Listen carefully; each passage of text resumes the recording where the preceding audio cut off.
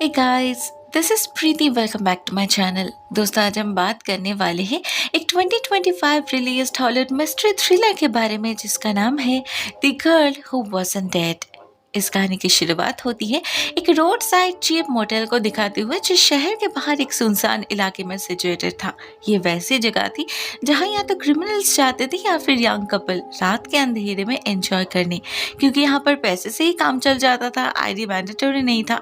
ऐसे में जब मोटेल के मैनेजर को देर रात एक यंग लड़की कॉरिडोर पे चोरी छुपे भटकते हुए दिखती है, वो समझ जाते हैं वो यहाँ किस लिए आई है। वो आदमी उसे वार्न भी करते हैं, घर लौट जाने के लिए कहते हैं, मगर वो लड़की उल्टा अपने कमरे में भागती है अपने बॉयफ्रेंड के पास, जो उसे बाहर से आते देख इक्वली घबरा चुका था। क्लियरली दोनों यहाँ पर छुपने के इरादे से ही आए थे, लेकिन वो और पॉसिबल नहीं होता क्योंकि कुछ ही देर में पुलिस की रेड पड़ती है और ये लड़की और उसका बॉयफ्रेंड दोनों को ही पुलिस पकड़ के ले जाती है। पता चलता है इस लड़की का नाम एरिका है और वो पिछले 3 दिन से गायब थी।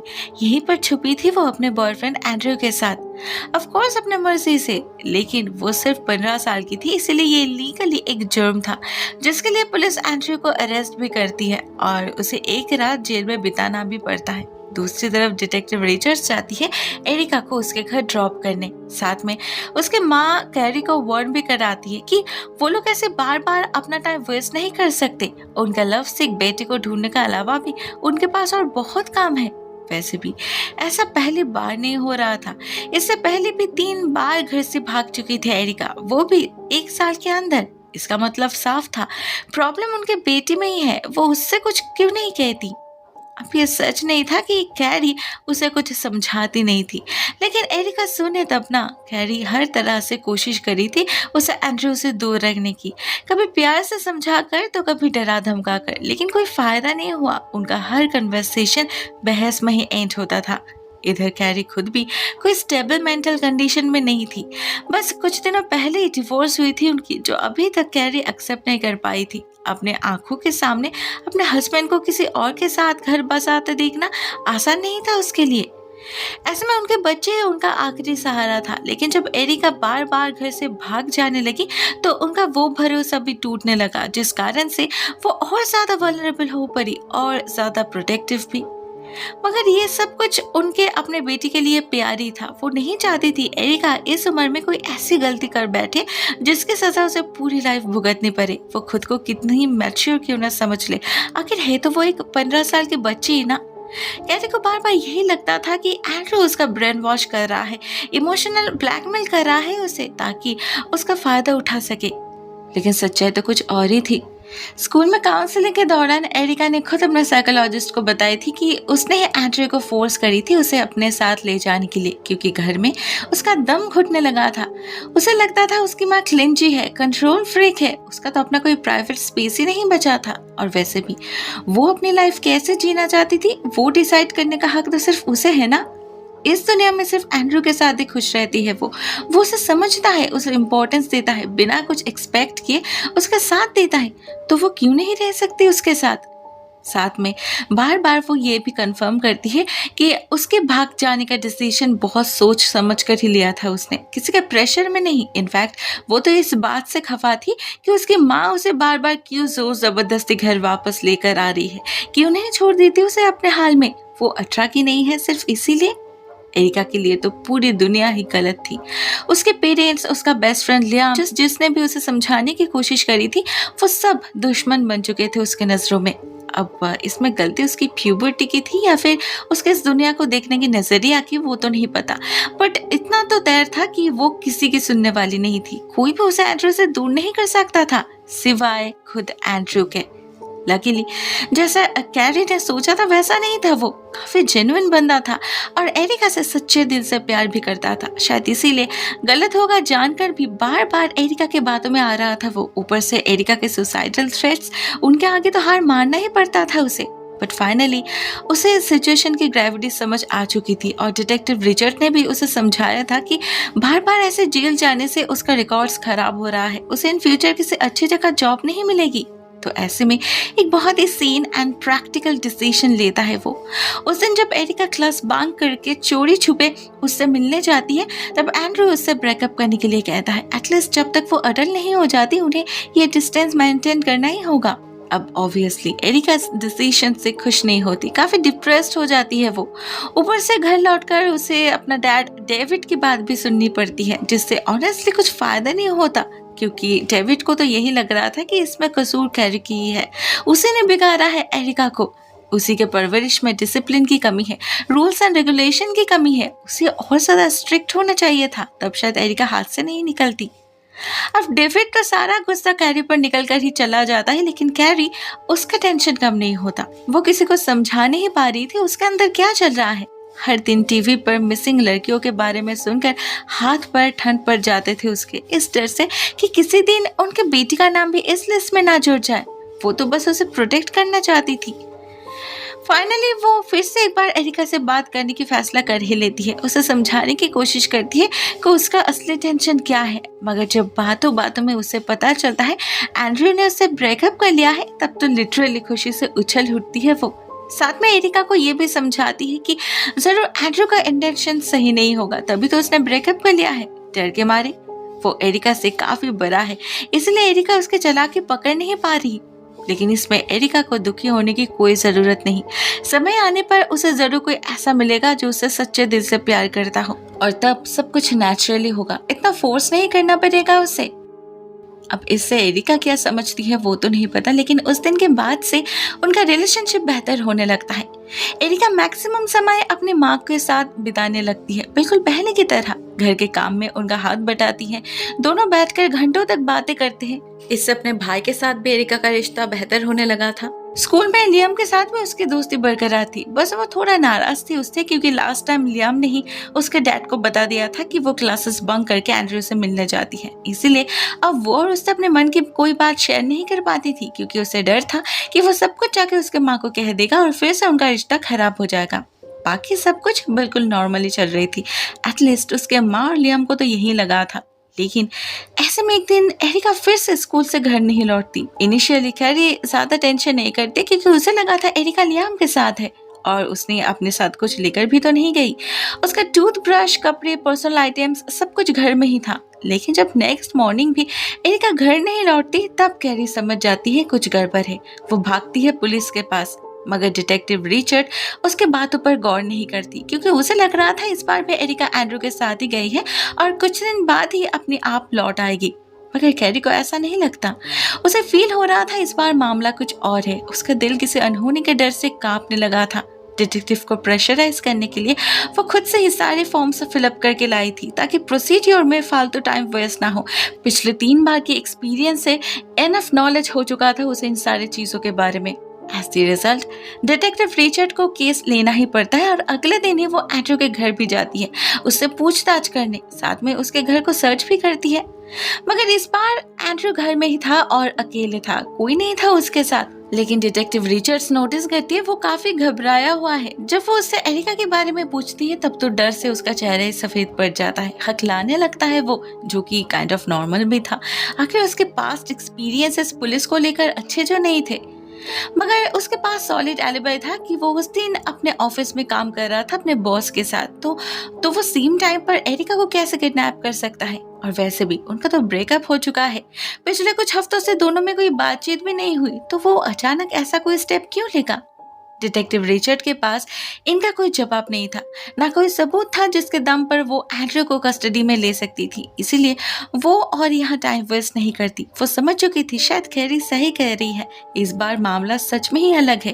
तो वो उसी दिन पूरे पुलिस टीम को अलर्ट कर देती है और एक्टिवली इस पूरे इन्वेस्टिगेशन को आगे ले जाने लगती है। बट अनफॉर्चुनेटली 3 महीने बीत जाने के बाद भी उसका कोई ट्रेस नहीं मिलता पुलिस को। उसके फोन का लास्ट लोकेशन भी वो गेमिंग पार्लर था जहां वो लियम के साथ गई थी, मतलब वहां से लौटते वक्त ही रास्ते पर कुछ हुआ होगा उसके साथ। मगर क्या एग्जैक्टली क्या हुआ था उस दिन? पुलिस के पास थ्योरी तो बहुत सारे थे, मगर सबूत के नाम पर कुछ भी नहीं था। ऊपर से उनका टेंशन और बढ़ जाता है जब अगले कुछ ही महीनों के अंदर एक के बाद एक 3 लड़कियां गायब हो जाती है। सभी एरिका की उम्र के ही थे। एक तरफ पुलिस पर प्रेशर बढ़ता जा रहा था, तो उधर इन बच्चों के पेरेंट्स की हालत भी खराब हो रही थी, जिनमें कैरी भी मौजूद थी। ऐसे में पुलिस एक प्रेस कॉन्फ्रेंस अरेंज करती है इन लड़कियों के इन्वेस्टिगेशन स्टेटस पब्लिक तक पहुंचाने के लिए और उनके मदद की मांग भी करती है ताकि सभी अवेयर रहे और इन लड़कियों के बारे में कोई भी खबर मिले तो तुरंत पुलिस को इन्फॉर्म करे। इसी कॉन्फ्रेंस में कैरी के साथ मुलाकात होती है एना मोर्टियस नाम की एक लड़की की मां की। एरिका की तरह एना भी पिछले 6 महीने से गायब थी, तो वो दोनों एक दूसरे की हालत बहुत अच्छे से समझ पा रहे थे और वो दोनों एक दूसरे की मदद भी करते हैं। एक वॉलंटियर ग्रुप फॉर्म करते हैं और उनके जरिए एरिका और एना के मिसिंग पोस्टर्स शहर के चारों तरफ स्प्रेड कर देते हैं। खुद फेरिस जगह पर जाकर लोगों से बात करते हैं, स्पेशली जिस जगह पर उनकी बेटियां जाते थे उनके आसपास के हर घर के दरवाजे पर दस्तक देते हैं। वो स्कूल, हॉस्पिटल, कैफे, होटल्स कुछ नहीं छोड़ते। इवन कैरी तो उस मोटेल में भी विजिट करती है जहां एरिका लास्ट टाइम छुपी हुई थी। मैनेजर से बात करती है मगर कुछ फायदा नहीं होता। वो कोई नया इन्फॉर्मेशन दे नहीं पाते और वैसे भी पुलिस भी ऑलरेडी उनसे पूछताछ कर चुकी थी, तो अगर उसे कुछ कहना होता तो वो छुपाते थोड़ी। कैरी भी जानती थी सब कुछ, लेकिन वो घर में चुप भी तो नहीं बैठ पा रही थी। एरिका के इंतजार में हर दिन सदियों जैसा लंबा हो चुका था, तो वो एंड्रयू के घर के बाहर जाके इंतजार करने लगी थी, इस उम्मीद में कि कभी ना कभी उसे कोई सुराग जरूर मिलेगा, क्योंकि अभी भी उसका दिल यही कह रहा था कि ये लड़का ही जिम्मेदार है, जरूर इसी ने कुछ किया है उनके बेटी के साथ। मगर इतना कुछ करके भी कोई नतीजे पर पहुंच नहीं पाती वो।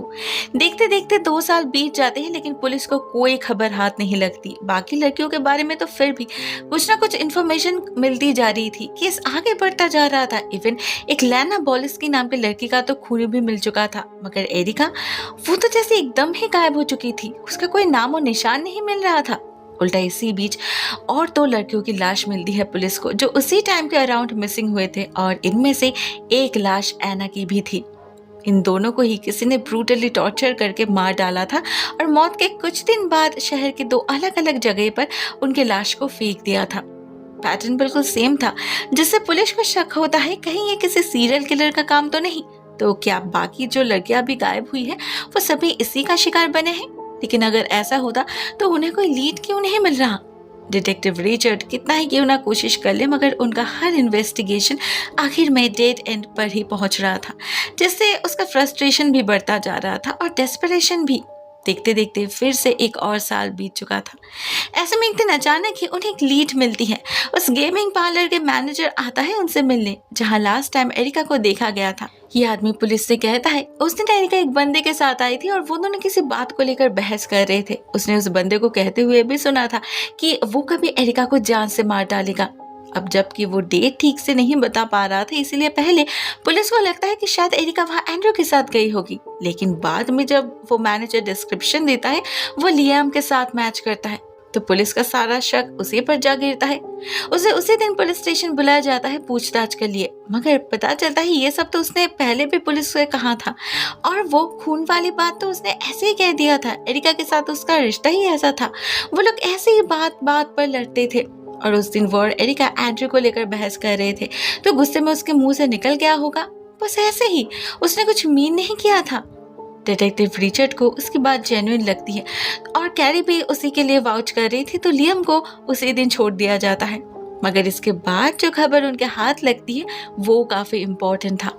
उन्होंने रिसेंटली एक फ्रॉड को अरेस्ट किया था लैंग नाम से, जो उसी जेल में कैद था जहां जेरेमी नाम के क्रिमिनल को भी रखा गया था। अब यह जेरेमी को 1 साल पहले डिटेक्टिव रिचर्ड ने ही अरेस्ट किया था लैना बॉलिस्की नाम की एक लड़की के खून के जुर्म में। अभी उन्हें पता चलता है जेल में लैंग और जेरेमी की दोस्ती हुई है और जेरेमी ने लैंग से शेयर किया है कि लैना ही उसकी इकलौता शिकार नहीं थी, उसके अलावा भी कई सारी लड़कियों का खून किया है उसने। अब ये एक सॉलिड लीड था जिसे डिटेक्टिव रिचर्ड्स मिस नहीं करना चाहती थी, तो उसी दिन जेल में जाकर लैंग से बात करती है डिटेक्टिव रिचर्ड्स और उन्हें पता चलता है जेरेमी ने बातों बातों में लैंग के सामने ही उन सारे लड़कियों के खून की बात कन्फेस किया है जो पिछले 3 साल से लापता है। और सिर्फ इतना ही नहीं, उसने तो कन्फेशन लेटर भी लिखा है पुलिस को एनोनिमस टिप देने के लिए, जिसके साथ एक मैप भी है जिसमें क्लियरली मेंशन्ड है उसने किसकी लाश कहाँ छुपाई है। अब ये जेरेमी भली एक परवर्ट था, लेकिन नॉर्मली उसका दिमाग उतना तेज नहीं था, तो लैंग ने उसे उल्लू बनाकर उससे वो लेटर और मैप ले लिया था, जिसके बदले अभी वो डिटेक्टिव रिचर्ड से एक डील करता है, अपनी सजा कम करवाने की डील, जो डिटेक्टिव रिचर्ड्स मान लेती है और उन्हें वो लेटर और मैप मिल जाता है। अनफॉर्चुनेटली इस लेटर में टोटल 4 लड़कियों की जिक्र थी, जिसमें एरिका और एना का नाम भी शामिल था। लेकिन जब पुलिस मैप के अकॉर्डिंग लाश को ढूंढने जाती है तो उन्हें बाकी तो लड़कियों की लाश तो मिल जाती है मगर एरिका की नहीं। वो अभी भी लापता ही थी, लेकिन बाकी सारे डिटेल्स कन्फेशन से मैच कर रहे थे तो पुलिस एरिका को भी डेड ही मान लेती है।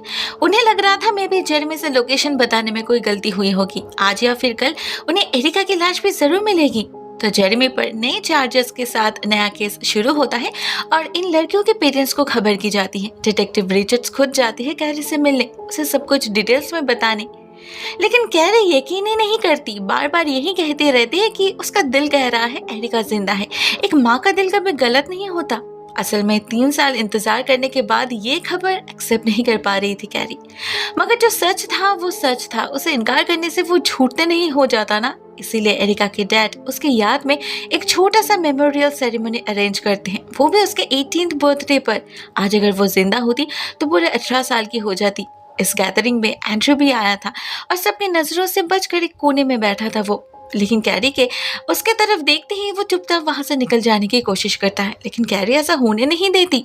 मन ही मन उसे ही तो कसूरवार मानती थी वो, तो उसे सामने पाकर सारा गुस्सा निकाल देती है उस पर। उसे लिटरली धमकाती है कि अगर उसे कभी पता चला कि एरिका के गायब होने में उसका हाथ है तो वो उसे नहीं छोड़ेगी। ऐसा चार्जेस लगाएगी उस पर कि वो अपनी पूरी लाइफ जेल से निकल नहीं पाएगा।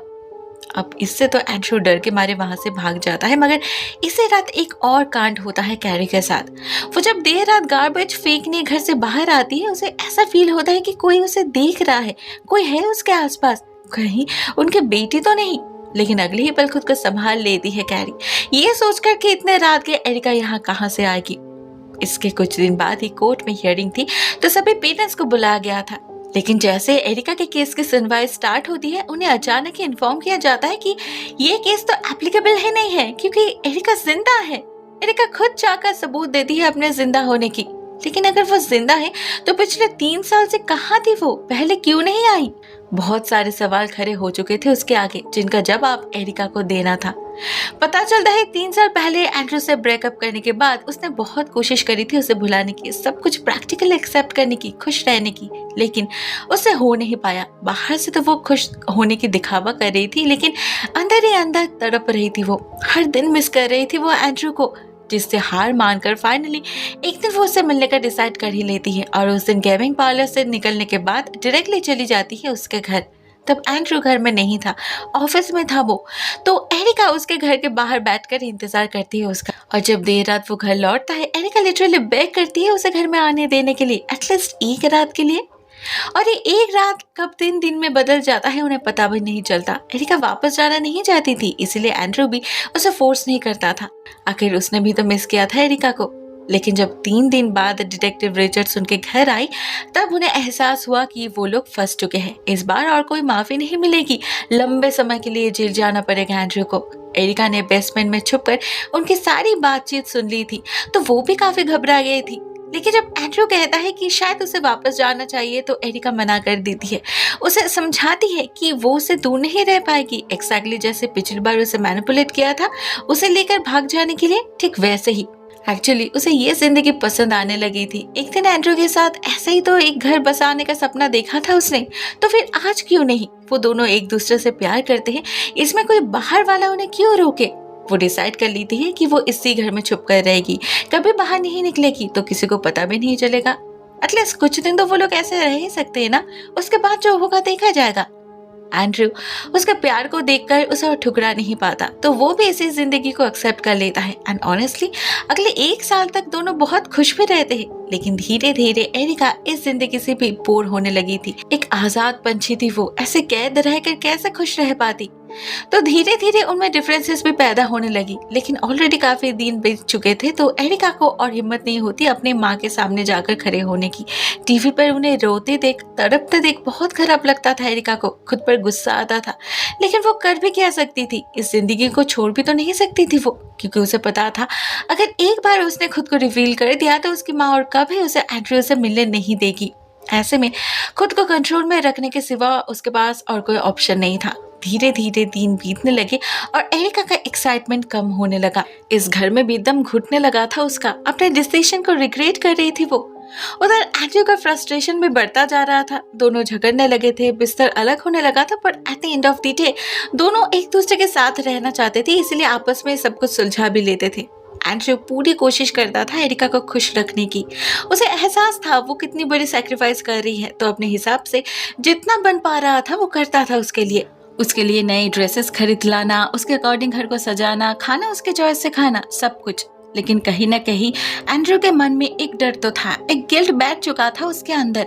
शायद इसीलिए वो उसके मेमोरियल सेरेमनी में भी गया था। शायद कैरी को देखने गया था वो, या फिर उसे ये कहने गया था कि उसकी बेटी जिंदा है। उस दिन एंड्रयू के दिमाग में क्या चल रहा था वो तो नहीं पता, लेकिन उसका कोई भी इरादा पूरा होने से पहले कैरी उसे डरा देती है, जिससे वो भाग निकलता है वहां से और घर आकर फिर से एक बार एरिका से बहस करने लगता है कि अगर वो जिद नहीं करती तो इतना सब कुछ होता ही नहीं। अब वो लोग क्या करेंगे? क्या ऐसे ही छुप छुप कर जीते रहेंगे सारी उम्र? उधर एरिका खुद भी जानती थी कि उससे एक बहुत बड़ी गलती हो चुकी है, तो अंदर ही अंदर घुटने लगी थी वो, और फ्रस्ट्रेशन के चलते एक सडन स्टेप भी ले लेती है। एक रात चोरी छुपे अपने माँ को देखने चली जाती है वो। उस रात कैरी का इंटेंशन बिल्कुल सही था, वो एरिका ही थी जो उसे छुपकर दिख रही थी, लेकिन उसके सामने जा नहीं पाती एरिका, क्योंकि वो किसी भी कीमत पे एंड्रयू से दूर होना नहीं चाहती थी। लेकिन इसके ठीक अगले दिन ही एंड्रयू से एक बहुत बड़ी गड़बड़ हो जाती है, जब वो अपने एक दोस्त के साथ एक बार में जाता है ड्रिंक करने। वहाँ टीवी पर एरिका वाली न्यूज चल रही थी, जिसे देखकर गलती से एंड्रयू के मुंह से निकल जाता है कि एरिका मरी नहीं है, जिंदा है और उसी के साथ उसी के घर में रह रही है। एंड्रयू नशे में था, उसके अनजाने में ही उसके मुंह से निकल जाती है ये बात, लेकिन जब उसे एहसास होता है तब तक बहुत लेट हो चुकी थी। वो दोस्त पुलिस को खबर कर चुका था और पुलिस भी पहुंच चुकी थी उसके घर। डिटेक्टिव रिचर्ड्स को देखकर एरिका तो बेसमेंट में छुप जाती है, लेकिन एंड्रयू और अपना डर छुपा नहीं पाता। उनका अग्रेसिव इंटरोगेशन के सामने उसे अपना मुंह खोलना ही पड़ता है और एरिका पकड़ी जाती है। ये वही दिन था जब उसके केस की हियरिंग चल रही थी, तो उसे जिंदा देखकर, उसके मुंह से सारी बातें सुनकर लोग ऑब्वियसली उसे ही कोसते हैं। बहुत बदनामी होती है उसकी और उसके परिवार की। लोग तो ओपनली क्रिटिसाइज करने लगे थे उन्हें। ऐसे में सिर्फ कैरी ही थी जो शील्ड की तरह अपने बच्चे के आगे खड़ी थी। हाँ, वो नाराज थी उससे, लेकिन वो नाराजगी उसके खोने के गम से ज्यादा नहीं था। उधर एंड्रयू को भी जेल हुआ था, लेकिन अब जबकि एरिका 18 साल की हो चुकी थी तो चार्जेस बहुत कम लगे थे। सिर्फ 1 साल की सजा हुई थी उसे, लेकिन पुलिस को धोखा देने के जुर्म में और फालतू में कोर्ट का वक्त खराब करने के कारण उन्हें एक मोटे रकम की पेनल्टी जरूर भरनी पड़ती है, जो वो भरते भी हैं। और 1 साल बाद जब एंड्रयू जेल से रिहा होता है तो एरिका फिर से उसी के साथ रहना शुरू कर देती है, उसी घर में। लेकिन इस बार और कोई पर्दा नहीं था, वो खुलकर जी सकती थी। उसकी अपनी फैमिली भी धीरे धीरे सब कुछ एक्सेप्ट कर लेती है, क्योंकि आखिरकार उनके लिए उनके बेटी की खुशी सबसे जरूरी थी, जो वो समझ चुके थे सिर्फ और सिर्फ एंड्रयू ही उसे दे पाएगा। तो उसे भी एक्सेप्ट करना ही पड़ता है कैरी को, और इसी के साथ ये फिल्म एंड हो जाती है। दोस्तों, आज की कहानी आपको कैसी लगी? कमेंट सेक्शन में अपने थॉट्स शेयर जरूर करना। आज के लिए बस इतना ही दोस्तों। Thank you so much for watching this video. बहुत जल्द मिलते हैं किसी और नए वीडियो के साथ। तब तक के लिए टेक केयर, टाटा।